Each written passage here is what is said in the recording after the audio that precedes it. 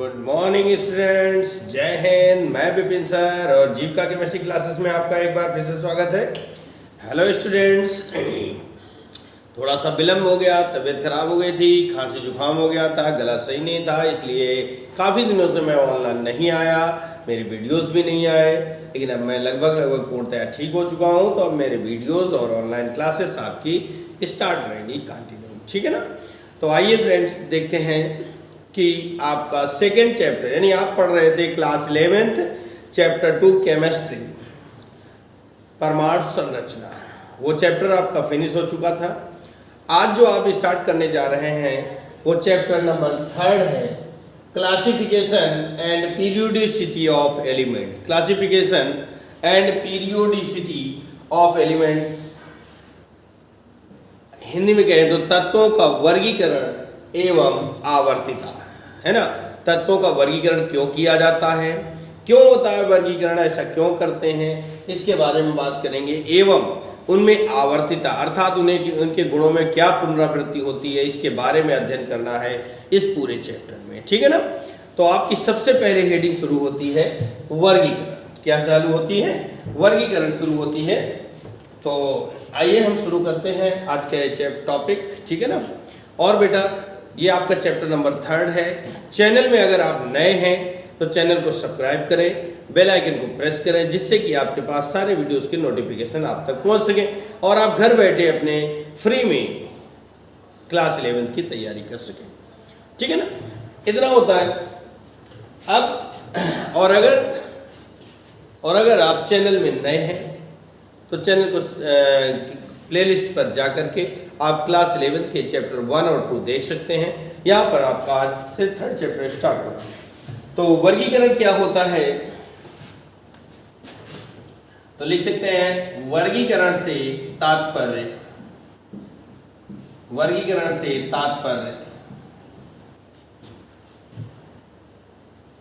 यह है कि समान गुणधर्म वाले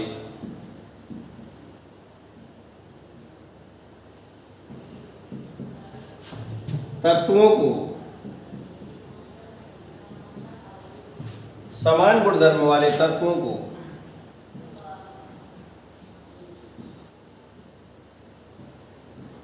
एक ही समूह में रखा जाए, ठीक है ना। जो तत्व गुणों में समानता प्रदर्शित करते हैं उन तत्वों को एक ही ग्रुप में रखना जाना चाहिए। देखिए, वर्गीकरण से तात्पर्य क्या होती है। जैसे मान लीजिए कि एक कोचिंग सेंटर है ना। क्या है? Coaching centre. उसमें 4-5 विद्यालय के बच्चे आते हैं, ज़्यादा भी हो सकते हैं, है ना। अगर एक बच्चे से पूछा जाए कि भैया आप खड़े हो जाओ और आप बता दो, इसके आगे आप बता दो आप किस विद्यालय से, तो अगर 100 बच्चे हैं तो वहाँ पर 100 बच्चों से पूछने में पूरा 1 घंटा निकल जाएगा, फिर पढ़ाया कब जाएगा, है ना। और अगर हम कहते हैं कि फला कॉलेज एक साइड, फला कॉलेज एक साइड, फला कॉलेज एक साइड, यानी कॉलेज के नाम से अगर डिवाइड कर दिया जाए तो हो सकता है 6-7 लाइनें बने और सारे बच्चों का बंटवारा हो जाए। अब हमें 6-7 बच्चों से पूछना पड़ेगा क्या कि आप किस कॉलेज से हो, किस कॉलेज से हो, है ना। तो आपको बड़ी आसानी से सारे बच्चों का अध्ययन हो जाएगी कि कितने बच्चे किस कॉलेज से हैं। अगर एक को गिनेंगे तो बहुत टाइम लगेगा। तो वर्गीकरण का हम लोग क्यों करते हैं? अध्ययन की सुविधा के लिए, आसानी के लिए, सरलता के लिए। और इसके अलावा वर्गीकरण से तात्पर्य यह है कि समान गुणधर्म वाले तत्वों को एक ही समूह में रखा जाना चाहिए। यानी जिन तत्वों के गुणधर्म समान है, भौतिक गुण, रासायनिक गुण समान होते हैं, उन्हें एक ही समूह में रखा जाना चाहिए, ठीक है ना। ये कहलाता है वर्गीकरण, ठीक है ना। अब इस वर्गीकरण से रिलेटेड क्या है कि अगली हेडिंग शुरू होती है आवर्त सारणी, ठीक है ना। यानी वर्गीकरण हुआ, वर्गीकरण से के आधार पर तत्वों को उनके परमाणु क्रमांक या परमाणु भार के आधार पर प्राचीन अवधारणाएं प्रारंभ में रखा गया। उस आधार पर एक सारणी बनकर तैयार हुई जिसे आवर्त सारणी कहते हैं, ठीक है ना। तो आइए देखते हैं क्या लिख सकते हैं।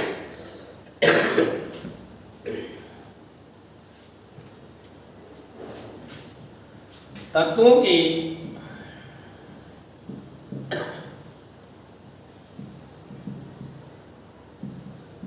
अध्ययन की सुविधा के लिए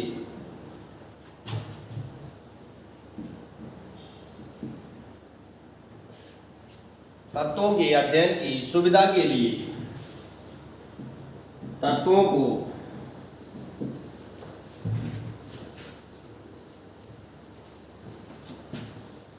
क्रमबद्ध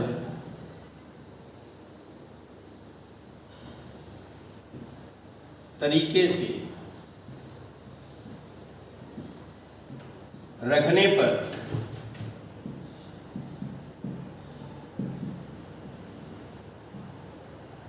जो सारणी प्राप्त हुई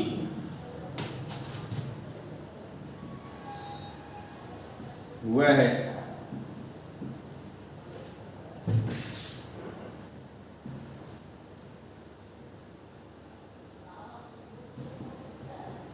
आवर्त सारणी कहलाती है।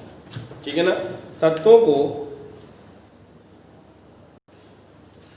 तो क्या हुआ कि तत्वों के अध्ययन की सुविधा के लिए तत्वों को क्रमबद्ध तरीके से रखने पर जो सारणी प्राप्त हुई वह है आवर्त सारणी कहलाती है। यानी तत्वों को वर्गीकरण करके एक सीरियल क्रम में क्रम से रखने पर जो एक सारणी प्राप्त हुई उसे हम आवर्त सारणी कहते हैं। ठीक है ना। सर्वप्रथम इसका प्रतिपादन किसने किया था? तो आपकी अगली हेडिंग चालू होती है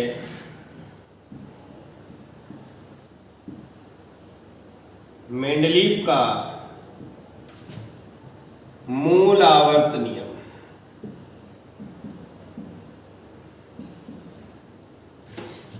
मेंडलीफ का मूल आवर्त नियम। इस नियम के अनुसार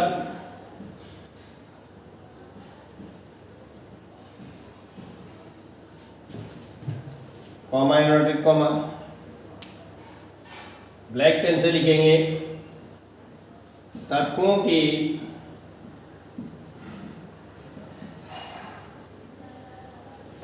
भौतिक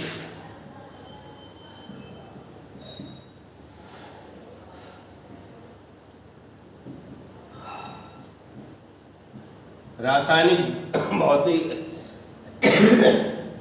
तत्वों के भौतिक एवं रासायनिक गुणधर्म उनके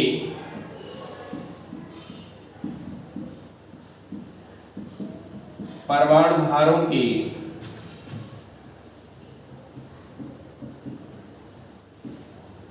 आवर्ती फलन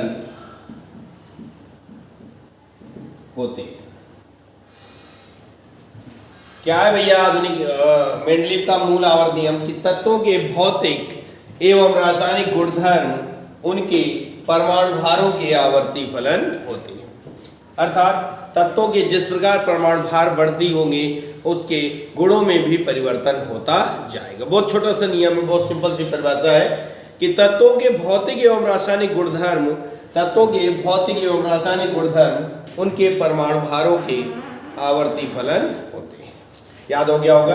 तत्वों के भौतिक एवं रासायनिक गुणधर्म उनके परमाणु भारों के आवर्ती फलन होते हैं। अर्थात यदि तत्वों को परमाणु भार की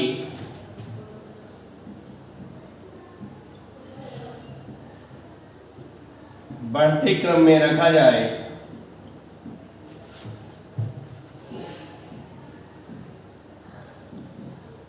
अर्थात यदि तत्वों को परमाणु भार के बढ़ते क्रम में रखा जाए तो एक निश्चित अंतराल के बाद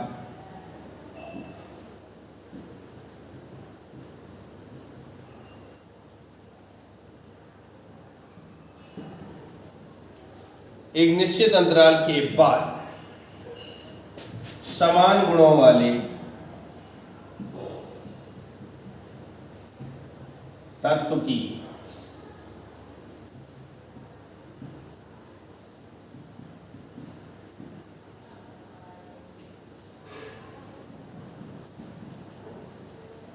पुनरावृत्ति होती है। या अर्थात यदि तत्वों को परमाणु भार के बढ़ते क्रम में रखा जाए, यानी तत्वों को अगर परमाणु भार के सीरियल क्रम में बढ़ते हुए क्रम में रखें तो एक निश्चित अंतराल के बाद समान गुणों वाले तत्व की पुनरावृत्ति होती है, अर्थात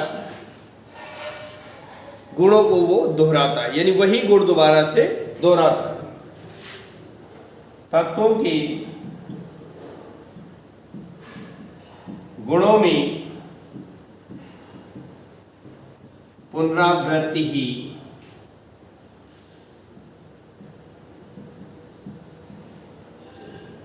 आवर्ती फलन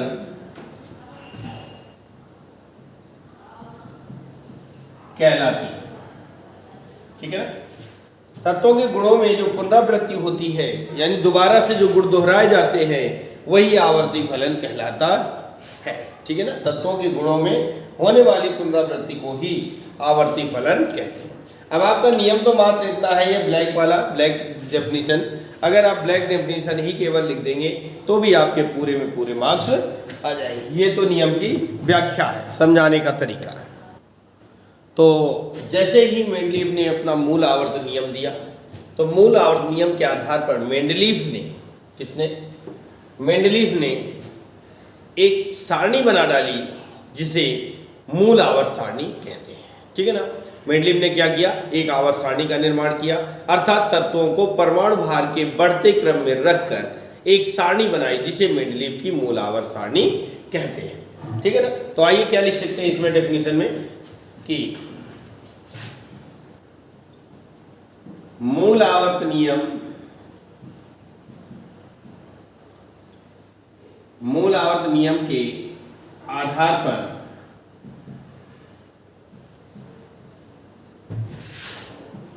उस समय ज्ञात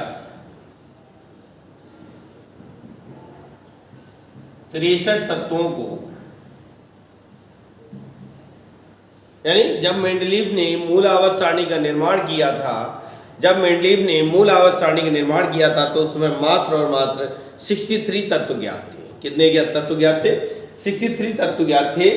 तो उन्हीं 63 तत्वों को लेकर के उन्होंने एक सारणी का निर्माण कर दिया जिसे मेंडलीव की मूल आवर्त सारणी कहते हैं। तो मूल आवर्त नियम के आधार पर उस समय ज्ञात 63 तत्वों को उनकी परमाणु भार के बढ़ते क्रम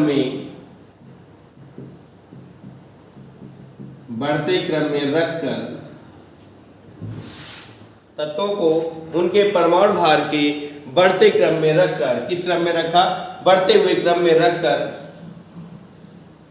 एक सारणी बनाई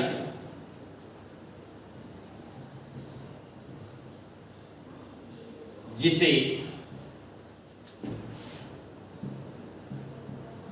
मेंडलीव की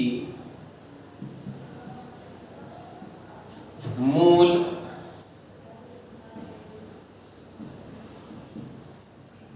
आवर्त सारणी कहते हैं। ठीक है ना।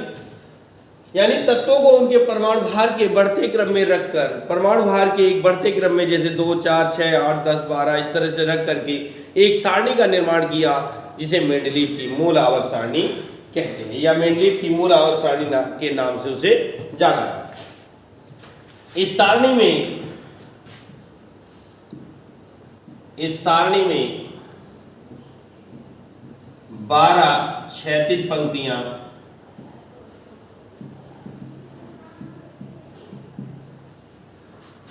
इस सारणी में 12 क्षैतिज पंक्तियां तथा 8 ऊर्ध्वाधर कॉलम। इस सारणी में यानी 12 क्षैतिज पंक्तियां, 12 क्षैतिज पंक्तियों का मतलब है कि जो सारणी बनाई गई वो इस तरह से बनाई गई। ये इस तरह से जो सारणी बनी, ये पंक्तियां आई, इनको हम क्षैतिज पंक्तियां कहेंगे। क्या कहेंगे? क्षैतिज। कितनी थी? 1 2 3 डॉट डॉट डॉट 12, यानी 12 क्षैतिज पंक्तियां बनाई। और इस तरह से ये 8 ऊर्ध्वाधर कॉलम है। क्या है? ऊर्ध्वाधर कॉलम। क्लियर हुआ बात? यानी 1 2 3 4 8 डॉट डॉट, ठीक है ना। 8 ऊर्ध्वाधर कॉलम थे और 12 क्षैतिज पंक्तियां थी। इस सारणी को बनाते समय उन्होंने यानी किस प्रकार वर्ग किया, ऐसे ऐसे में 12 क्षैतिज पंक्तियां चलाई और ऊपर से नीचे में 8 ऊर्ध्वाधर कॉलम बनाए, ठीक है ना। इन्हीं कॉलमों में क्या हुआ आगे कि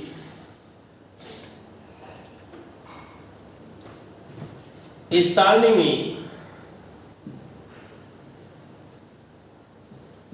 तत्वों को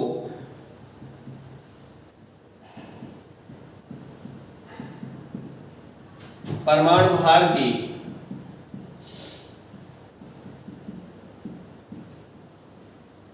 बढ़ते क्रम में रखते समय,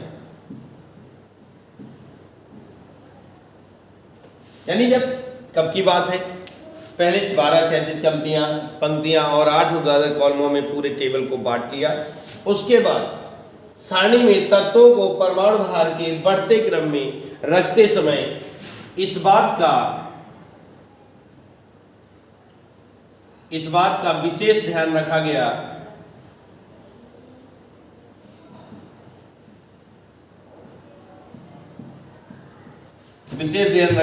कि समान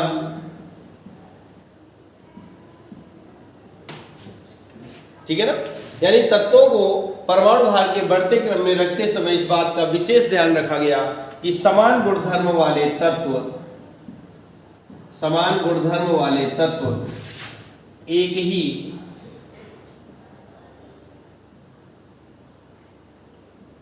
कॉलम में रहें। ऐसा करने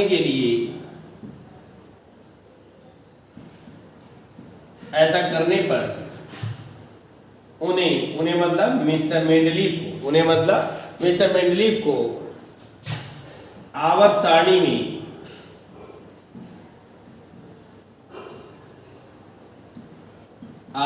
में कहीं कहीं पर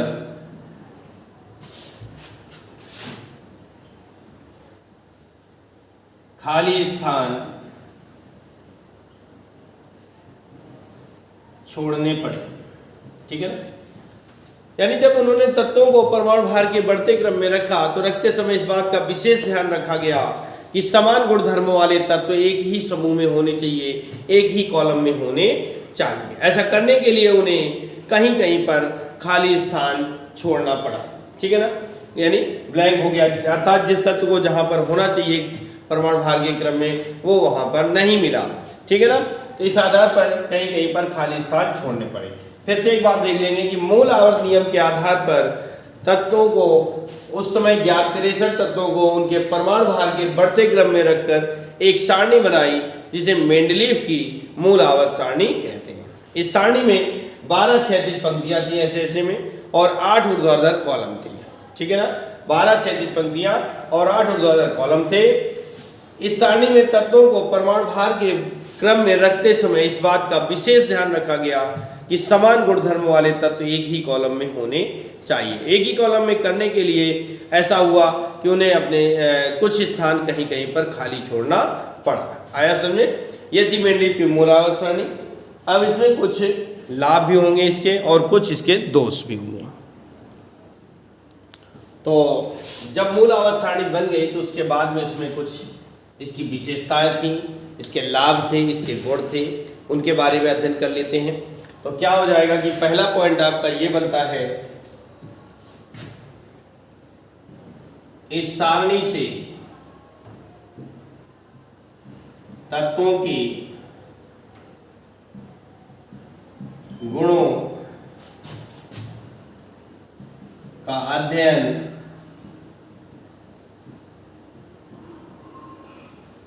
सरल हो गया, ठीक है ना।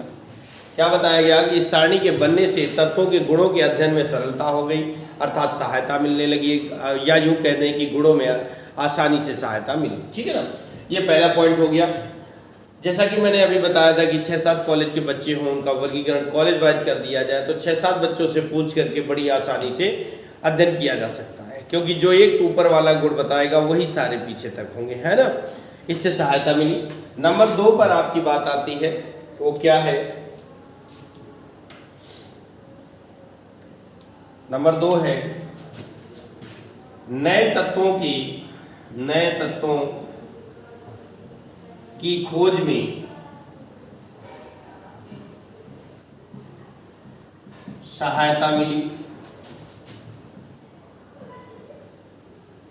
ठीक है ना, नए तत्वों की खोज में सहायता। 63 के बाद जो नए तत्व मिले, अभी तो मैंने बताया था ना कि 63 तत्व ज्ञात है, 63 के बाद जो तत्व मिले उनकी बात करता है, क्योंकि इस सारणी में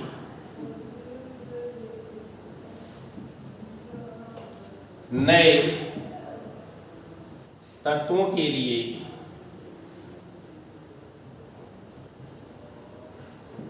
खाली स्थान छोड़े गए थे। ठीक है ना, अभी आपने पढ़ा था ना कि तत्वों के समानता रखने के लिए क्या हुआ कि एक जगह पर रखने पर उनके कहीं पर खाली स्थान छोड़ने पड़े। तो जो नया तत्व मिला तो उससे उस खाली स्थान की भरपाई की जा सकी, जिससे कि नए तत्वों की खोज में सहायता मिली। नंबर 3 पर है, नंबर 3 पर होगा सही परमाणु भार ज्ञात करने में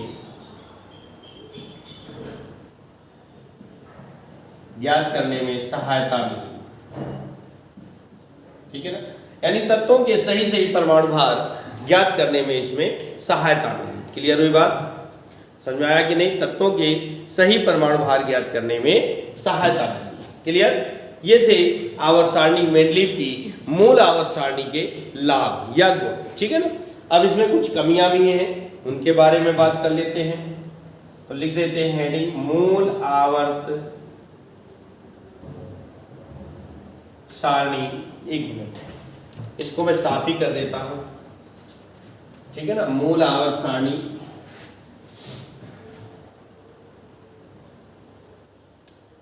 के दोष,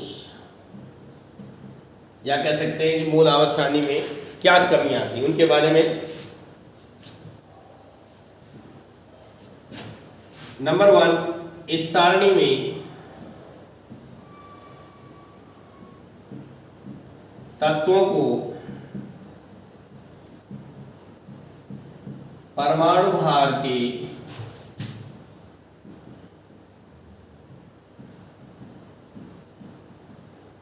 बढ़ते क्रम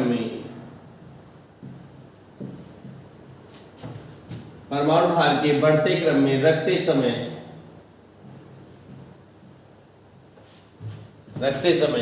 यह पाया गया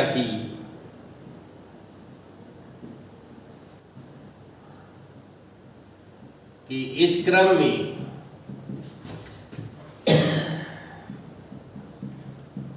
कहीं पर परिवर्तन हो गया है। ठीक है ना, इस सारणी में तत्वों को परमाणु भार के बढ़ते क्रम में रखते समय यह पाया गया कि कहीं पर इस क्रम में परिवर्तन हो गया है, अर्थात सीरियल से वो तत्व नहीं रखा गया है, जिसका परिणाम यह हुआ कि वो आवर्त सारणी का एक दोष बन गया। ठीक है ना, समझाया? बढ़ते क्रम में रखते समय। अब ऐसा हुआ क्यों? क्योंकि अभी आपने ऊपर पढ़ा था कि समान गुण वाले तत्व को एक ही कॉलम में होना चाहिए, इसलिए ऐसा करने पर ऐसा हुआ। ठीक है ना, नंबर 2 पर आपकी आती है दूसरी कमी क्या है इस सारणी की। इस सारणी में नए तत्वों के लिए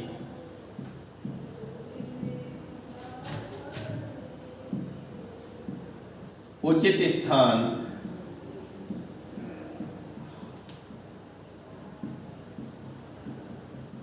उपलब्ध नहीं। ठीक है ना, इस सारणी में नए तत्वों के लिए उचित स्थान उपलब्ध नहीं है, यानी जो नया तत्व खोजा गया, अभी आपने पढ़ा कहा कि नए तत्वों की खोज में सहायता मिली क्योंकि खाली स्थान छोड़े गए थे। तो खाली स्थान में क्या हुआ कि जो नया तत्व मिला उसके गुण कहीं और से मैच करते थे और उसे रखा कहीं और गया, ये भी दोष बन गया। और नंबर 3 पर आता है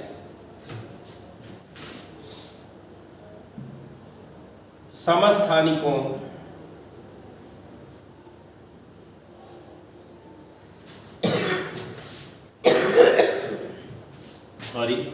एवं संभारिकों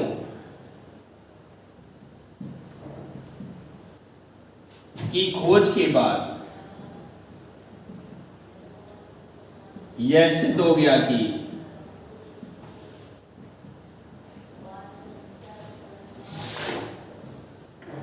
कि तत्व का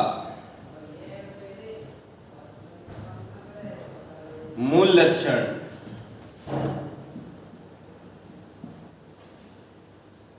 परमाणु भार नहीं बल्कि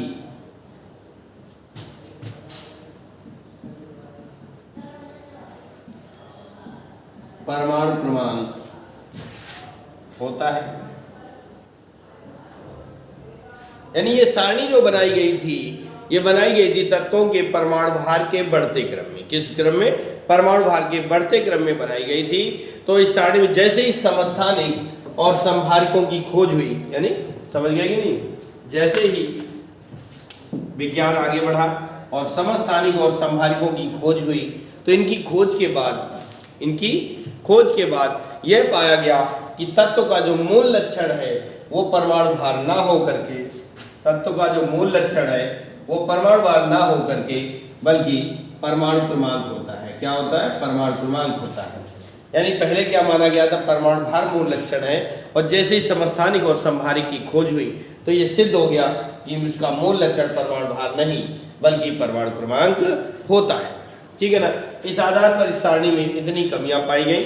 इसके बाद में, ठीक है ना, जैसे ये खोज हुई गलत सिद्ध हो गया तो उसके बाद में नई आवर्त सारणी बनाई गई, वो आपको अगले वीडियो में पढ़ाई जाएगी। तब तक के लिए नमस्कार, जय हिंद।